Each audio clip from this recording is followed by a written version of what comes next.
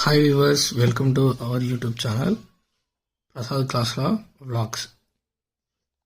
ఈరోజు చిన్నపిల్లల కోసం ఒక బాతు కథ విందాం. ఒకసారి చిన్న బాతు చెరువులో ఒంటరిగా ఈదుతూ ఉండేది. మిగతా బాతులు గుంపులుగా కలిసి ఆడుకుంటూ ఈదుతూ మజా చేసేవి. ఒంటరితనం చూసి ఆ బాతు బాధపడేది. ఒకరోజు వర్షం బాగా కురిసింది. చెరువు నీరు పెరిగింది. ఆ సమయంలో గుంపులో ఉన్న బాతులు దాని దగ్గరకు వచ్చి, ఎందుకు ఒంటరిగా ఉంటావు, మనందరం కలిసి ఉంటేనే ఆనందంగా ఉంటాం అని చెప్పాయి. అప్పుడు ఆ చిన్న బాతు కూడా వారితో కలిసి ఈదింది.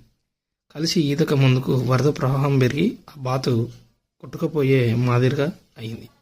అప్పుడు చివరిగా అందరూ సంతోషంగా ఒక్కటయ్యారు.